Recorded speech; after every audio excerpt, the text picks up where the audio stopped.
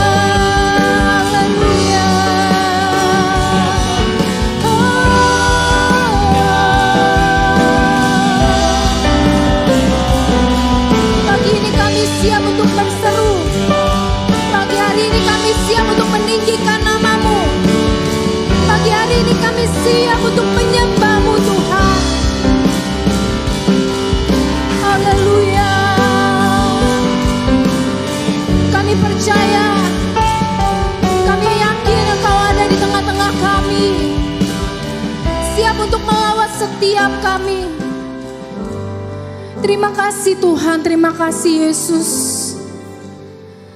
Kami bersyukur Tuhan punya Allah yang seperti Engkau. Oleh sebab itu pagi hari ini Tuhan, kami kembali datang ke hadirat-Mu. Kami membawa setiap pujian kami membawa setiap penyembahan kami. Dan kami juga membawa setiap ucapan syukur kami hanya bagi Yesus Kristus Tuhan. Terima kasih ya Bapa, terima kasih Yesus. Bekerjalah Tuhan, lawatlah setiap anak-anak-Mu yang beribadah pada pagi hari ini. Terima kasih Yesus, terima kasih Tuhan. Di dalam nama Yesus Kristus, kami sudah berdoa dan mengucap syukur. Haleluya, haleluya, amin, haleluya. Shalom jemaat Tuhan. Mari kita mau sama-sama menaikkan syukur kita hanya bagi Yesus. Mari kita mau menari bagi Dia. Katakan, kasih yang begitu besar, lebih kuat dari dosa. Kasih yang menemukanku, selamatkan dan pulihkanku.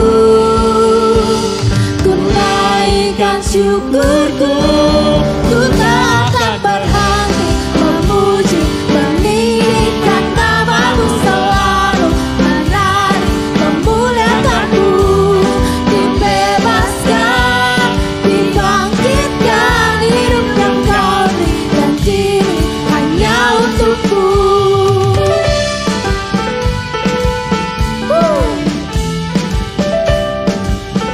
Katakan bersama.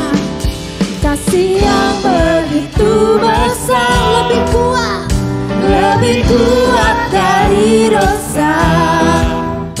Kasih yang menemukanku, selamatkan dan pulihkanku. Ku naikkan syukurku, ku tak akan berhenti memuji, meninggikan nama-Mu selalu,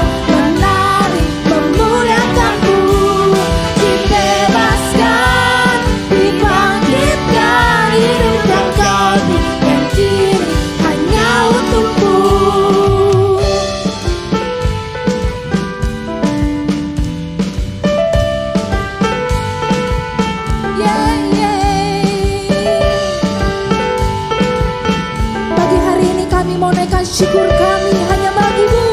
Katakan, ku naikkan syukurku,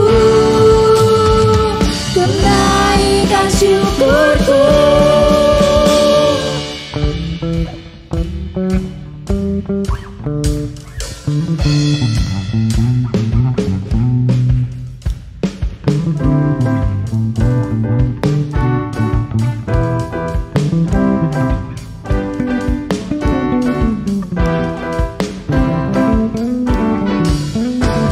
Ku takkan berhenti memuji, meninggikan nama-Mu selalu, menari, memuliakan-Mu.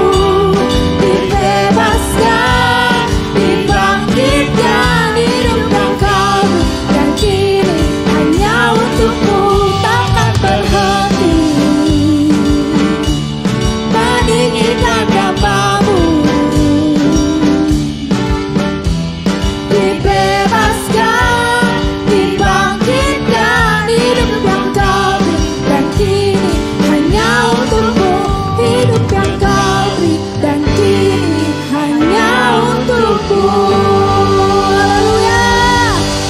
Yes, terima kasih Tuhan. Kami mau bangkit menyerukan nama-Mu Yesus. Amin. Haleluya. Mari bersorak, mari memuji nama Dia, Yesus. Mari jemaat Tuhan katakan,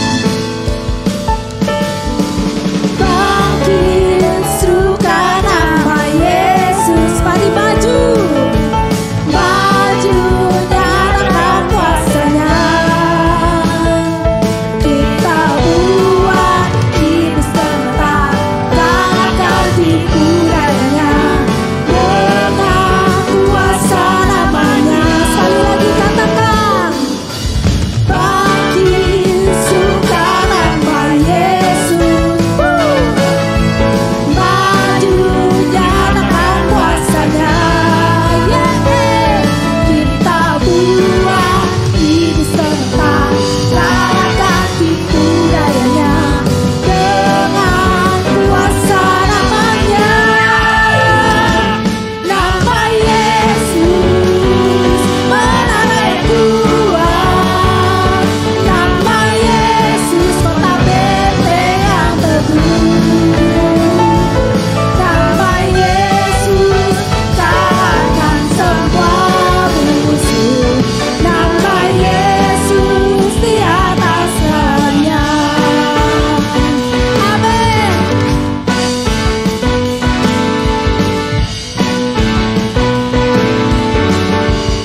Katakan bersama, bangkit, bangkit serukan nama Yesus. Maju nyatakan kuasa-Nya. Kita buat hidup serentak, kalahkan tipu dayanya. Dengan kuasa namanya. Nama siapa? Nama Yesus menara yang kuat. Nama Yesus kota benteng yang teguh. Nama Yesus kalahkan semua musuh. Nama Yesus di atas segalanya. Mari jemaat Tuhan katakan bersama, nama Yesus, amin, menara yang kuat. Nama Yesus kota benteng yang teguh. Nama Yesus kalahkan semua musuh. Nama Yesus di atas segalanya. Nama Yesus di atas segalanya. Nama Yesus di atas segalanya.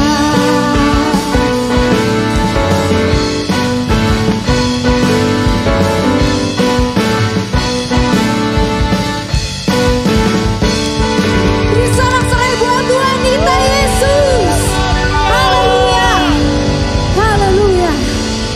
Kami percaya Tuhan ada kuasa dalam nama Yesus. Amin. Sebab hanya Engkau yang kami andalkan Tuhan. Hanya Engkau satu-satunya harapan kami. Hanya Engkau Tuhan yang setia mendampingi setiap hidup kami, setiap musim kehidupan kami. Engkau selalu ada bersama-sama dengan kami. Haleluya, terima kasih Yesus.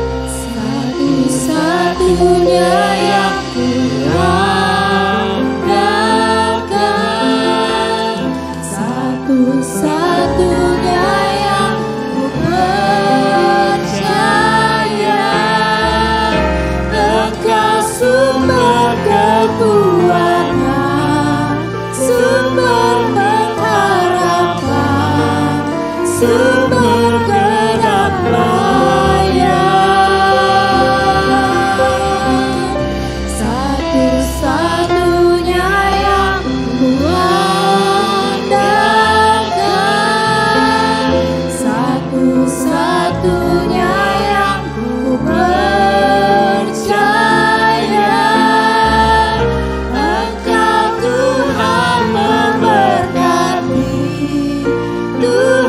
penyembuhku, Tuhan pemulihku.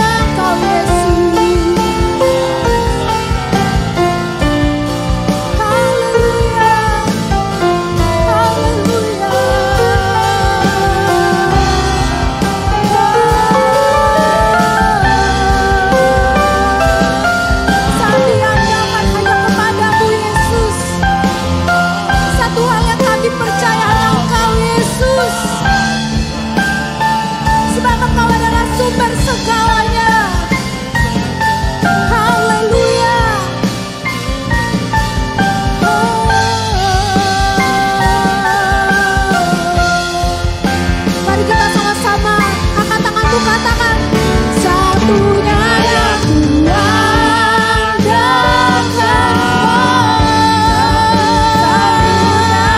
Satu-satunya yang ku percaya. Engkau sumber kekuatan, sumber pengharapan, sumber kedamaian.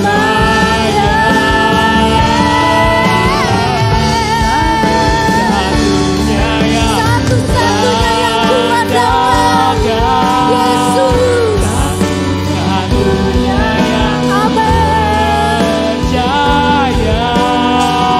Engkau Tuhan memberkati, Tuhan penyembuhku, Tuhan pemulihku. Engkau Tuhan memberkati, Tuhan penyembuhku, Tuhan pemulihku.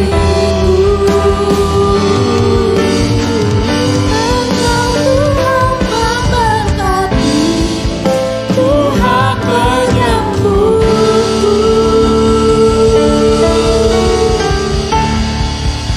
Tuhan pemulihku.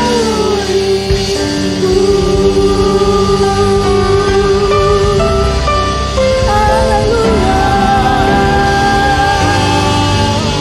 Haleluya. Terima kasih Tuhan. Terima kasih Yesus. Kami siap Tuhan untuk menerima firman-Mu Tuhan pada pagi hari ini. Kami siap Tuhan. Kami siap Yesus. Kami siapkan telinga kami, hati kami. Bentuk setiap hati kami. Berbicaralah ya Tuhan. Di dalam nama Yesus Kristus kami berdoa dan mengucap syukur. Amin. Shalom, jemaat GSCA Elroy yang diberkati Tuhan. Selamat berjumpa kembali dengan ibadah online pada hari ini. Saya berharap kita semua dalam kondisi yang baik-baik dan sehat-sehat saja di dalam masa pandemi ini. Pada hari ini saya ingin menyampaikan firman Tuhan dengan judul perspektif yang benar. Saya akan mengawalinya dengan sebuah ilustrasi. Ada dua orang yang sama-sama berada di balik terali penjara. Mata mereka sama-sama menerawang bintang-bintang di langit yang cerah. Tetapi di antara keduanya ada perbedaan. Yang seorang menikmati indahnya malam, wajahnya tentram, penuh dengan kedamaian. Sementara yang lain merasa tertusuk oleh pahitnya kehidupan. Wajahnya redup, matanya sayu. Apa yang dilihat kedua orang itu sama. Bintang-bintang di langit yang cerah. Namun hasilnya berbeda. Yang satu menikmati keindahan malam, sementara yang lain meratapi nasibnya yang kurang baik. Apa yang menyebabkan perbedaan hasil tersebut? Jawabnya sudah pasti, perspektif atau sudut pandang. Dan hari ini saya akan mengajak Anda untuk belajar bagaimana mengembangkan perspektif yang benar. Secara khusus kita akan belajar dari salah satu episode di dalam sejarah bangsa Israel. Ketika mereka telah tiba di perbatasan tanah Kanaan. Hari ini kita akan belajar dari dua pasal di dalam kitab Bilangan. Bilangan pasal yang ke-13 dan Bilangan pasal yang ke-14. Karena bagian ini cukup panjang, saya tidak akan membacanya secara keseluruhan. Namun saya mendorong Anda untuk membaca dua pasal tersebut nanti di rumah Anda masing-masing. Nah, di dalam episode ini kita berjumpa dengan suatu peristiwa ketika Allah menyuruh Musa untuk mengirim 12 pengintai untuk mengintai tanah Kanaan, tanah perjanjian yang akan diberikan Tuhan kepada bangsa itu. Maka Musa memilih pemimpin-pemimpin dari 12 suku. Mereka adalah orang-orang yang terbaik, yang kemudian diminta oleh Musa untuk melakukan pengamatan, untuk melakukan pengintaian di tanah perjanjian. Maka berangkatlah 12 orang itu setelah beberapa hari di tanah Kanaan. Mereka membawa hasil temuan mereka. Mereka melaporkan apa yang mereka lihat. Mereka membawa barang-barang bukti bersama dengan mereka. Maka bertemulah 12 pengintai itu dengan Musa dan bangsa Israel di Kades, di padang gurun Paran. Dan di sanalah kita melihat sesuatu hal yang luar biasa. 10 pengintai melaporkan bahwa apa yang mereka lihat di sana adalah sesuatu yang menakjubkan. Namun kesimpulan yang mereka ambil amat bertolak belakang dengan kesimpulan yang diambil oleh 2 orang pengintai yang kemudian sangat dikenal di dalam sejarah Alkitab. Kaleb dari suku Yehuda, Yosua atau nama aslinya Hosea dari suku Efraim. 10 pengintai mengatakan tanah yang akan kita masuki adalah suatu tanah yang luar biasa, penuh dengan susu dan madu. Namun mereka mengatakan di sana ada banyak orang kuat. Di sana ada banyak orang yang memiliki postur yang lebih besar daripada kita. Kota-kota mereka berkubu. Sulit rasanya bagi kita untuk menaklukkan mereka. Dan saran yang mereka buat adalah lebih baik kita tidak ke sana. Namun beda dengan Kaleb dan Yosua. Mereka mengatakan sama persis ketika memberi komentar tentang situasi yang ada di sana. Tanah yang penuh susu dan madu. Mereka juga berkata dan mengakui bahwa ada orang-orang besar di sana. Ada orang-orang yang secara fisik tampaknya jauh lebih kuat daripada mereka. Secara teknologi tampaknya lebih maju daripada apa yang mereka punya. Namun saran mereka sangat bertolak belakang dengan saran yang disampaikan oleh 10 pengintai. Bila 10 pengintai mengatakan jangan, Kaleb dan Yosua mengatakan mari kita masuk ke tanah itu. Mari kita kalahkan mereka dengan penyertaan Tuhan. Ada suatu pertanyaan yang penting di sini. Apa yang mereka lihat sama? Yang dilihat 10 pengintai itu sama persis dengan yang dilihat oleh Kaleb dan Yosua. Tetapi kenapa saran yang mereka sampaikan saling bertolak belakang? Yang satu mengatakan tidak, sementara yang satunya lagi mengatakan ya, why not? Mengapa tidak? Jawabnya adalah karena mereka memiliki perspektif yang berbeda. Mereka memiliki sudut pandang yang berbeda. Dan perbedaan sudut pandang inilah yang di kemudian hari membuat nasib mereka berbeda. 10 pengintai pada akhirnya kena tulah bersama-sama dengan sebagian besar dari bangsa Israel. Sementara Kaleb dan Yosua mendapatkan tempat yang terhormat. Mereka bukan saja diberkati oleh Tuhan, dijadikan pemimpin-pemimpin dari bangsa itu. Namun nama mereka menjadi harum dan tercetak di dalam sejarah emas umat Allah hingga hari ini. Perspektif yang benar akan membawa kehidupan yang gemilang. Perspektif yang keliru akan membawa kehidupan yang malang. Dan pagi ini saya akan mengajak Anda untuk melihat 3 ciri dari perspektif yang benar. Mari kita lihat 3 ciri tersebut. Ciri yang pertama, perspektif yang benar melihat masalah bukan saja sebagai masalah, melainkan sebagai kesempatan. Kita membaca di dalam Bilangan pasal yang ke-13, ayat yang ke-27 sampai dengan ayat yang ke-30. Di sana tertulis kalimat seperti ini. Mereka menceritakan kepadanya, kami sudah masuk ke negeri di mana kau suruh kami. Dan memang negeri itu berlimpah-limpah susu dan madunya, dan inilah hasilnya.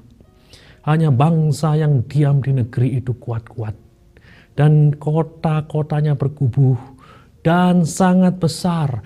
Juga keturunan Enak telah kami lihat di sana. Orang Amalek diam di tanah Negeb. Orang Het, orang Yebus, orang Amori diam di pegunungan. Orang Kanaan diam di sepanjang laut dan di sepanjang tepi sungai Yordan. Kemudian Kaleb mencoba menenteramkan hati bangsa itu di hadapan Musa. Katanya, tidak, kita akan maju dan menduduki negeri itu, sebab kita pasti akan mengalahkannya. Bapak, Ibu, serta saudara-saudara sekalian, apa yang disampaikan oleh 10 pengintai tersebut tampaknya tidak disangkal oleh Kaleb dan Yosua. Mereka tahu persis ketika mereka akan memasuki tanah perjanjian, mereka akan berhadapan dengan masalah yang besar. Mereka akan berhadapan dengan musuh yang tangguh. Mereka akan berhadapan dengan orang-orang yang secara fisik jauh lebih kuat daripada mereka. Mereka akan berhadapan dengan sebuah bangsa yang memiliki persenjataan yang mungkin lebih baik daripada mereka. Saya yakin Kaleb dan Yosua tidak menihilkan kenyataan seperti itu. Kaleb dan Yosua melihat hal tersebut sebagai masalah. Namun apa yang membedakan Kaleb dan Yosua dengan 10 pengintai tadi? Bila 10 pengintai tadi melihat orang-orang yang besar, kota yang berkubu sebagai masalah saja. Namun tidak demikian dengan Kaleb dan Yosua. Kaleb dan Yosua mengakui bahwa itu masalah. Betul itu masalah. Namun bukan itu saja. Di balik masalah ini ada kesempatan yang luar biasa. Ada opportunity. Ada kesempatan yang besar. Kesempatan untuk merebut suatu tanah yang luar biasa suburnya. Saudara-saudara sekalian, perspektif yang benar tidak akan mengingkari adanya masalah. Namun pada saat yang sama, melihat masalah sebagai sebuah kesempatan untuk meraih sesuatu yang membuat hidup mereka lebih baik. Suatu waktu, sebuah perusahaan sepatu yang besar di Amerika mengirim 2 orang salesman ke sebuah negara di Afrika. Dan 2 orang tersebut setelah tiba di negara tersebut mulai melakukan survei. Dan setelah mereka menyelesaikan tugas survei tersebut, salah seorang dari salesman tersebut menelpon kantor pusatnya di mana mereka bekerja sambil berkata, "Get me home. Nobody here wears shoes." Kalau saya terjemahkan, pulangkan saja saya. Tidak ada seorang pun di sini yang pakai sepatu. Dengan kata lain, dia berkata, percuma kita dagang di sini. Tidak ada orang yang pakai sepatu di sini. Dalam bahasa Jawa dikatakan mereka nyeker. Nah, saudara-saudara sekalian, beda dengan salesman yang satunya. Dia menelpon kantor pusatnya sambil berkata, "Send me all of the shoes you can. Nobody here wears shoes."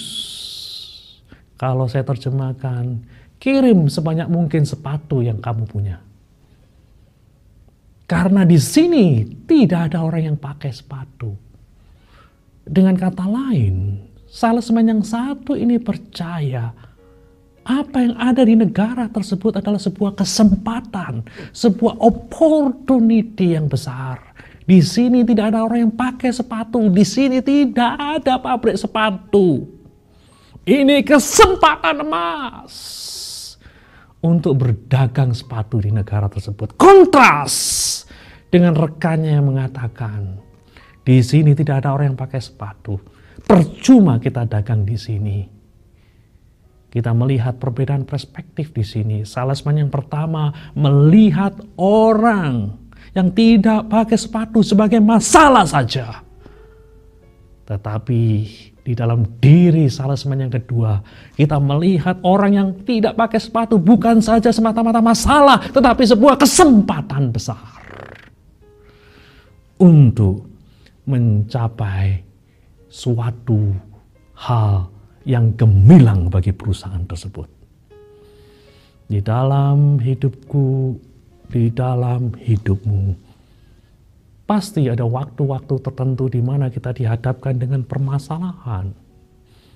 Pasti ada waktu-waktu tertentu di mana kita dihadapkan dengan persoalan yang cukup rumit. Bisa jadi itu persoalan yang terkait dengan rumah tangga kita. Di mana rumah tangga kita yang tampaknya stabil, mungkin mulai mengalami kegoncangan pada hari-hari ini, ada masalah di sana. Tapi saya berdoa, Anda bukan hanya memandang persoalan di dalam rumah tangga Anda hanya sekedar masalah belaka. Pandanglah hal itu sebagai sebuah opportunity untuk membentuk sebuah keluarga yang jauh lebih baik. Mungkin hari-hari ini Anda dihadapkan dengan permasalahan di dalam pekerjaan Anda, di dalam tempat usaha, di mana Anda mencari duit. Akui bahwa itu adalah sebuah masalah. Tapi berdoalah kepada Tuhan agar Anda diberi mata yang sanggup melihat adanya kesempatan di balik masalah tersebut. Hari ini, jikalau Anda punya masalah di dalam kesehatanmu, engkau sakit, akui hal tersebut. Jangan sangkali penyakit Anda. Namun sekali lagi berdoalah kepada Tuhan untuk melihat adanya celah kesempatan di balik penyakit yang Anda harus alami. Siapa tahu ini semua akan membawa Anda lebih dekat dengan Tuhan, akan membawa Anda ke dalam situasi kehidupan yang jauh lebih baik daripada sebelum Anda mengalami penyakit tersebut. Perspektif yang benar, melihat masalah bukan semata-mata sebagai masalah, namun sebagai kesempatan untuk mengalami sesuatu yang jauh lebih gemilang. Mari kita melihat ciri yang kedua dari perspektif yang benar. Perspektif yang benar melihat orang bukan dari penampilan semata, melainkan dari potensi yang diberikan Allah kepadanya. Mari kita kembali kepada teks. Di dalam Bilangan pasal 13 ayat 33 tertulis juga kami lihat di sana orang-orang raksasa. Orang enak yang berasal dari orang-orang raksasa. Dan kami lihat diri kami seperti belalang. Dan demikian juga mereka terhadap kami. ini adalah pernyataan dari 10 pengintai yang membandingkan penampilan mereka dengan penampilan dari calon musuh mereka.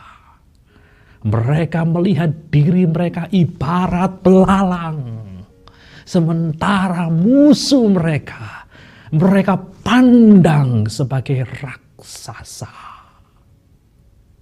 Nah, saudara-saudara sekalian, namun apa yang dikatakan Kaleb sungguh berbeda dengan apa yang dikatakan oleh 10 pengintai itu. Jikalau 10 pengintai seolah-olah berkata, kami ini belalang, kami ini bukan apa-apa, penampilan kami kayak begini, bagaimana mungkin kami bisa menaklukkan orang-orang kuat itu, orang-orang enak yang memiliki postur yang jauh lebih besar daripada kita. Kaleb berkata di dalam Bilangan pasal 13 ayat 30. Kemudian Kaleb mencoba menenteramkan hati bangsa itu di hadapan Musa, katanya, tidak, kita akan maju dan menduduki negeri itu, sebab kita pasti akan mengalahkannya. Sekali lagi, Kaleb tidak menyangkali apa yang ada di dalam diri mereka. Betul, mereka ibarat belalang. Betul, lawan yang akan mereka hadapi tampaknya jauh lebih kuat. Namun penampilan yang tidak mengesankan ini bukan menjadi alasan bagi orang-orang Israel untuk tidak maju dan menaklukkan bangsa yang ada di tanah Kanaan. Kaleb yakin ada potensi besar yang diberikan oleh Allah kepada diri mereka. Kaleb yakin bahwa Allah yang menyuruh mereka untuk masuk ke tanah perjanjian, juga Allah yang akan memberikan potensi yang cukup bagi mereka untuk menuntaskan tugasnya. Dan inilah yang diyakini oleh Kaleb. Inilah perspektif yang benar. Melihat orang bukan dari penampilannya semata, melainkan dari potensi yang diberikan Allah kepadanya. Nah, saudara-saudara sekalian, di dalam sejarah ilmu pengetahuan ada seorang ilmuwan besar yang bernama Thomas Alva Edison. Thomas Alva Edison lahir pada tahun 1847 di Port Huron, Michigan. Dia tumbuh sebagai anak yang kurang cerdas dan tampaknya kurang memiliki masa depan yang cerah dari sudut pandang manusia normal. Dia hanya mengenyam pendidikan formal 3 tahun saja di sekolah, karena sekolah mengeluarkan dia. Sekolah men-DO dia karena dia dianggap terlalu bodoh. Namun ibunya tidak menyerah. Ibu Edison percaya akan potensi yang ada di dalam diri anaknya. Dia terus mengajar dengan penuh kesabaran, dengan penuh ketekunan kepada si bodoh Edison. Melalui sistem yang disebut dengan nama homeschooling. Dan waktu pada akhirnya membuktikan apa yang dipercayai oleh Ibu Edison benar.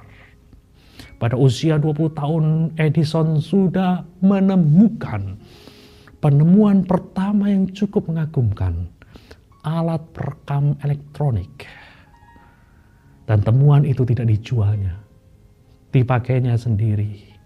Temuan pertama yang dijualnya adalah sebuah mesin yang mampu menyempurnakan mesin telegram.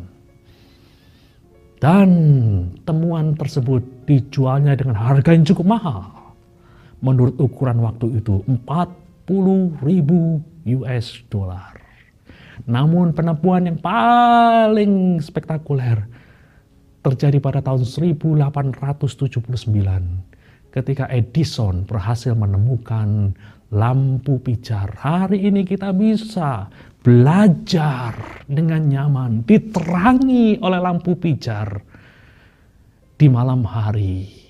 Dan Edison adalah orang pertama yang menemukannya. Edison yang dianggap si bodoh. Penampilan yang kurang mengesankan. Namun demikian, bersyukur dia punya ibu yang mampu untuk mengenali adanya potensi di dalam diri anaknya. Dan hari ini sejarah berubah. Oleh karena ada seorang manusia yang memiliki perspektif yang benar. Melihat manusia bukan saja dari sudut pandang penampilan yang kurang mengesankan pada saat itu. Namun dari potensi yang diberikan Allah kepadanya. Hari-hari ini marilah kita belajar untuk memiliki perspektif yang benar. Hari-hari ini jikalau engkau memiliki anak-anak yang kelihatannya kurang menjanjikan secara intelektual,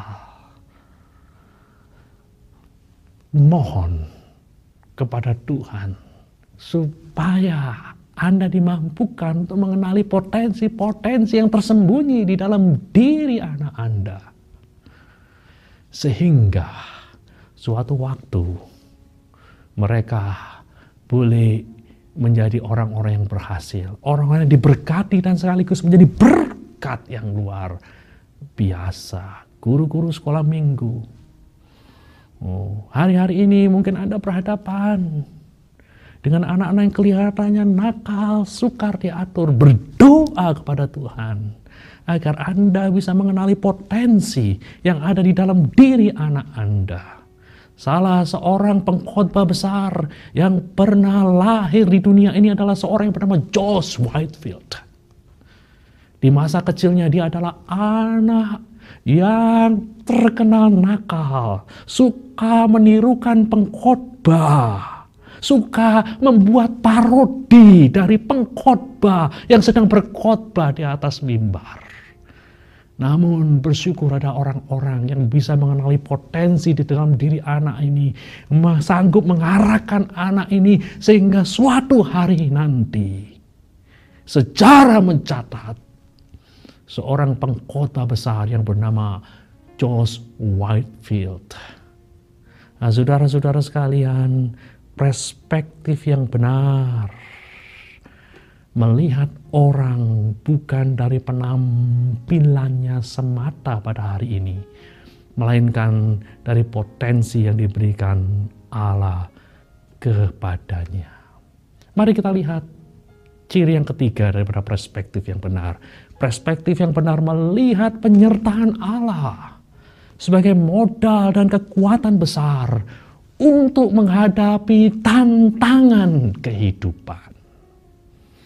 Kita membaca di dalam Bilangan pasal 14 ayat 7-9. Dan berkata kepada segenap umat Israel, negeri yang kami lalui untuk diintai itu adalah luar biasa baiknya.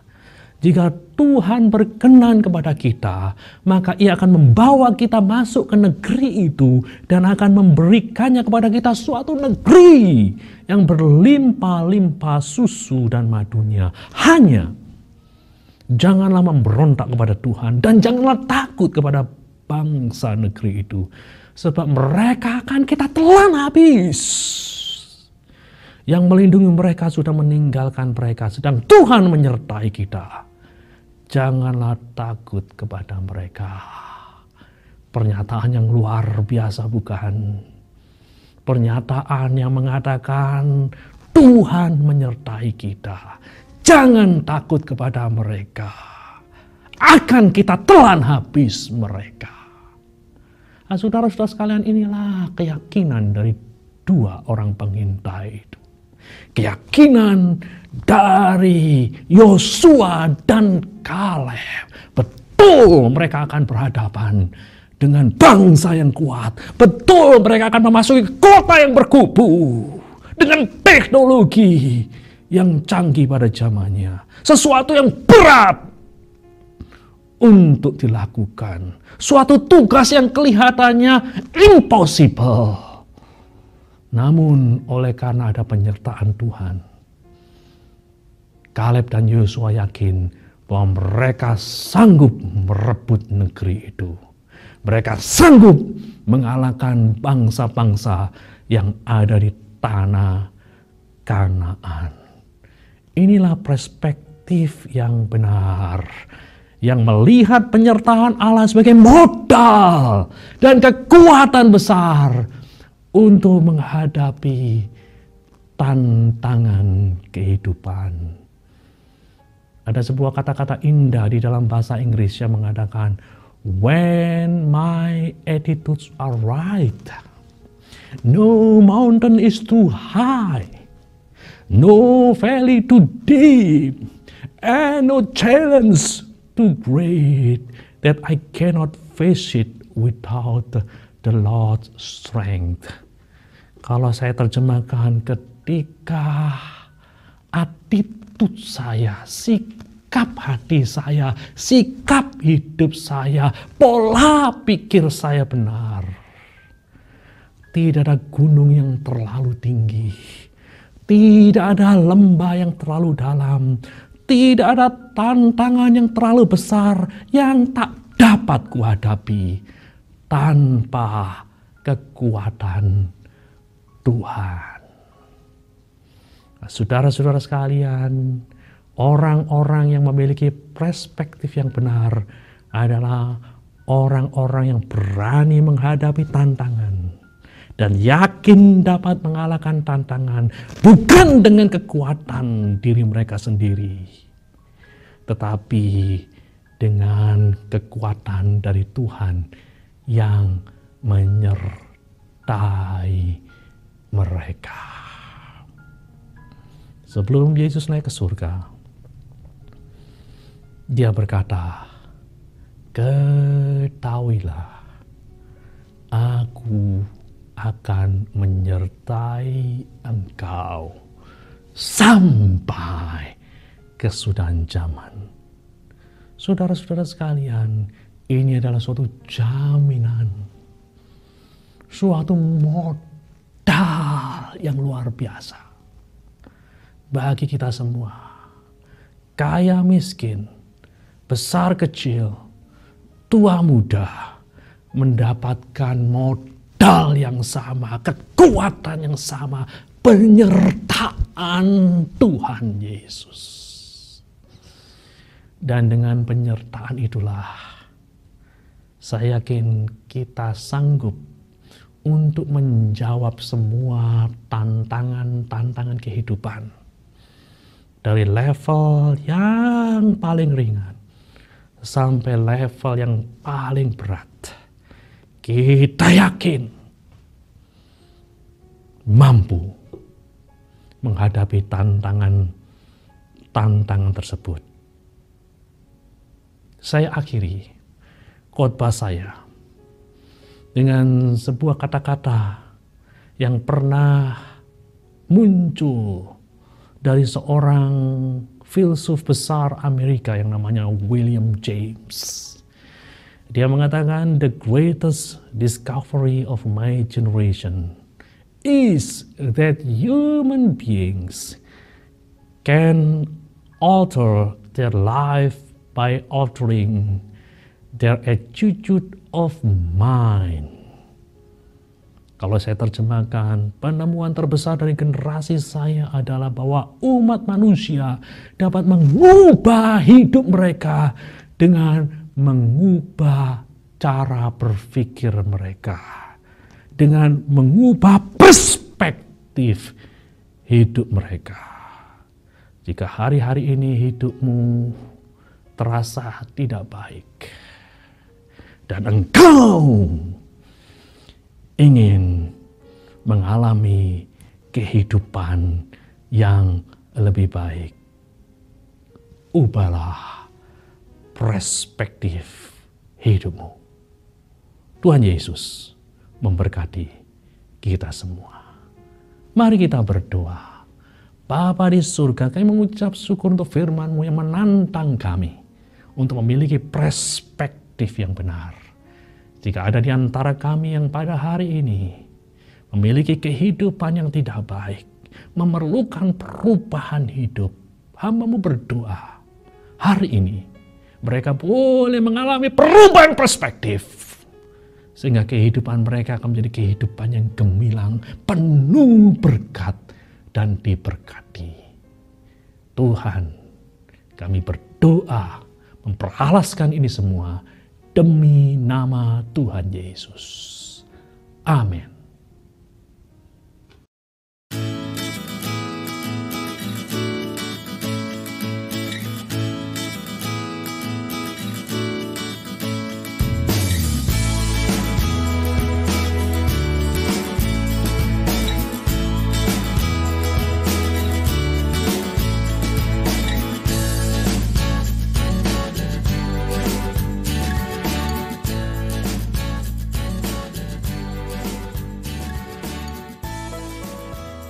Wow, sungguh firman Tuhan yang luar biasa yang telah disampaikan oleh hambanya pada hari ini. Saya percaya firman-Nya sangat meneguhkan iman kita dan juga hati kita pada pagi hari ini. Dan tiba saatnya saudara bagi kita untuk berinvestasi bagi kerajaan sorga. Saudara bisa berinvestasi dengan cara memberikan persembahan melalui OVO, GoPay, atau transfer ke rekening BCA Gereja Sidang Jemaat Allah dengan nomor 268 302 8517.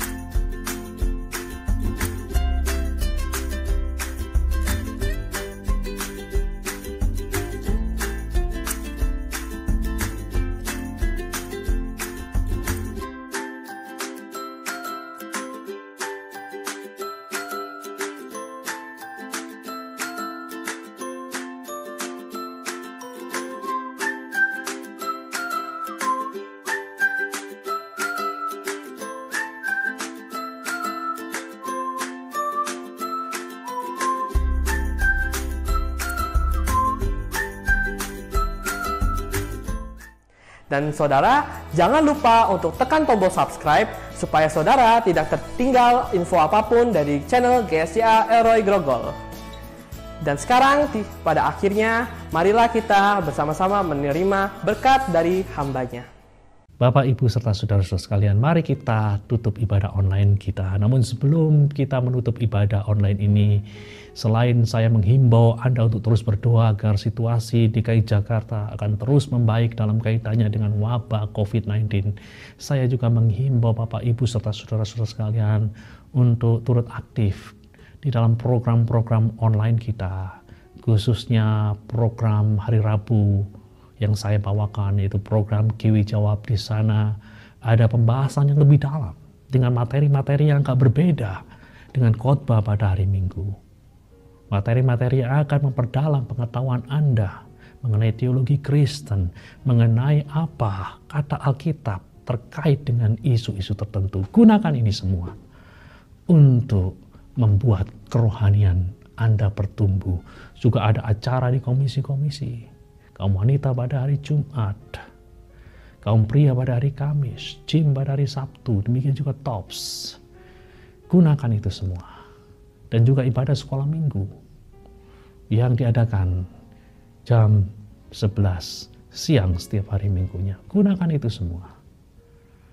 Terima kasih untuk kesetiaan Bapak, Ibu, serta saudara-saudara sekalian mengikuti ibadah online GSC Alroy. Sekarang mari kita berdoa. Bapa di surga, kami mengucap syukur untuk ibadah online yang boleh kami ikuti dengan baik. Kami percaya bahwa kami sudah diberkati karena kami telah mempersiapkan diri dengan sungguh-sungguh. Tuhan, kini kami akan melakukan tugas kami. Tuhan akan melanjutkan aktivitas kami. Hamba-Mu berdoa agar seluruh jemaat Elroy, tua muda besar kecil, senantiasa dilindungi oleh Tuhan. Sehingga tidak ada satupun dari antara kami yang terpapar oleh COVID-19 di masa pandemi ini. Kami berdoa kesehatan diberikan kepada seluruh jemaat Elroy. Hamba-Mu juga berdoa supaya berkat Tuhan melimpah di dalam kehidupan semua jemaat Elroy. Sehingga tidak ada satupun dari antara kami yang kekurangan. Kami berdoa untuk anak-anak kami yang sedang studi. Kami berdoa supaya mereka diberi kesabaran, diberi ketekunan ketika mereka harus studi online.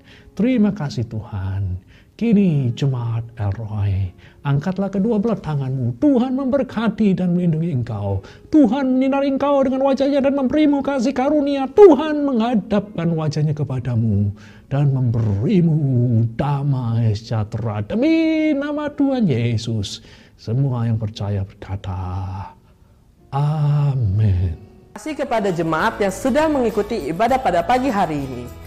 Kami sangat senang bila jemaat bisa kembali mengikuti ibadah bersama kami di waktu yang sama pada minggu depan di channel GSCA Elroy Grogol. Selamat hari Minggu, Tuhan Yesus memberkati.